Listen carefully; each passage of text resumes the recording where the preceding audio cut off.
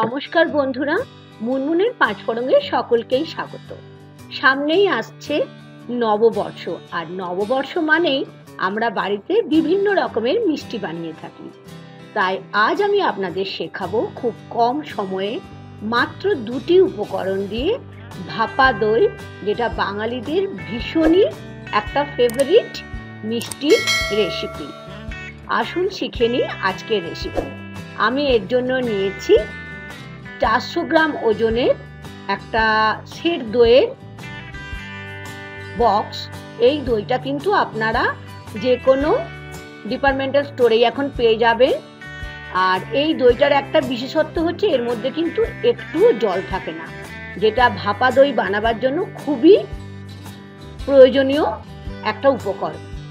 আর যেহেতু এটাতে দইয়ে জল থাকে না, সেই জন্য কিন্তু এখানে জলটা ঝাঁকনি করে ঝরিয়ে নেওয়ার কোনো কিছুই দরকার নেই। দেখুন, আমি একদম ডাইরেক্টলি একটা বাটিতে নিয়ে নিচ্ছি। যদি আপনারা এটা না পান তাহলে আপনারা ছাঁকনির মধ্যে একটা কাপড় দিয়ে 1 ঘন্টা যদি বেঁধে রেখে দেন, কোনো ভারী কিছু চাপা দিয়ে রাখেন, তাহলে জলটা ঝরে যাবে।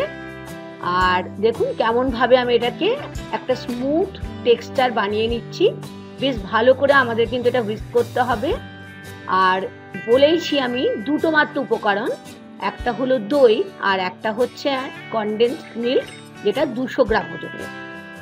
400 গ্রাম ওজনের দইয়ের সঙ্গে 200 গ্রাম ওজনের কনডেন্স মিল্ক।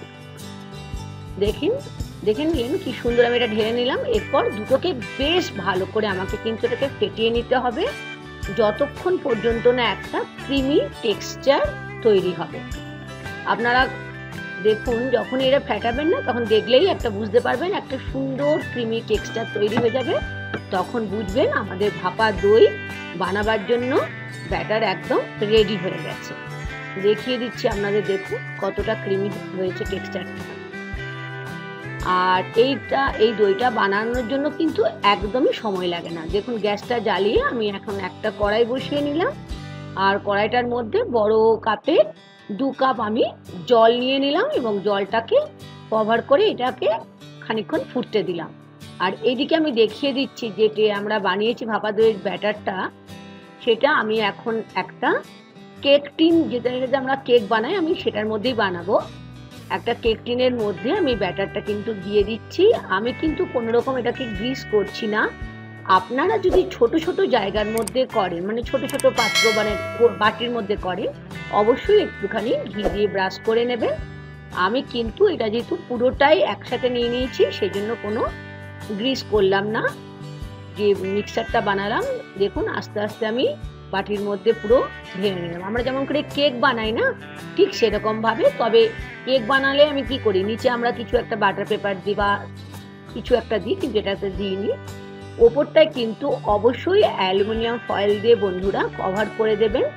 যদি না অ্যালুমিনিয়াম ফয়েল থাকে, আপনারা কোনো প্লেট দিয়েও ঢাকা দিয়ে দিতে পারেন। আর এখন যে জলটা বসিয়েছিলাম, দেখুন সেই জলটা একদম গরম হয়ে গেছে। এখন এর মধ্যে আমি একটা স্ট্যান্ড দিয়ে দিচ্ছি।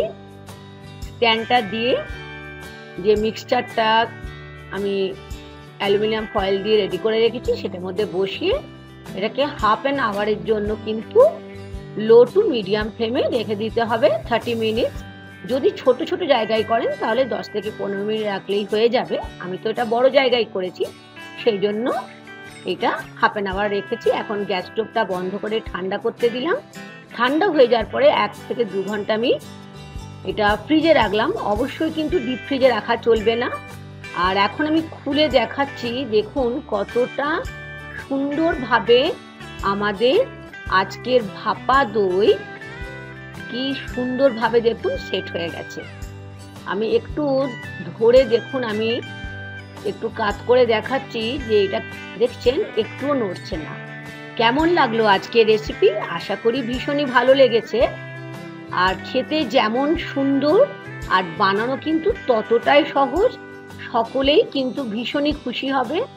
আশা করি আজকের রেসিপি ভাপা দই, যেটা বাঙালিদের একটা বিখ্যাত ডেজার্ট রেসিপি, আপনাদের খুব ভালো লেগেছে। আর ভালো লাগলে লাইক আর শেয়ার করতে ভুলবেন না বন্ধুরা। আর নতুন বন্ধু হলে আমার চ্যানেলটিকে সাবস্ক্রাইব করে নেওয়ার অনুরোধ থাকলো। আশা করি আপনারা খুব সহজেই বাড়িতে এই দুটি মাত্র উপকরণ দিয়ে ভাপা দই বানিয়ে নিতে পারবেন। আর খেয়ে বানিয়ে কিন্তু আমাকে জানাতে ভুলবেন না আজকের রেসিপি কেমন লাগলো আপনাদের। আর যদি ভালো লাগে অবশ্যই বানিয়ে খাবেন এবং বন্ধুদেরও বলবেন বানাতে। আজ এই পর্যন্ত বন্ধুরা, থ্যাংক ইউ।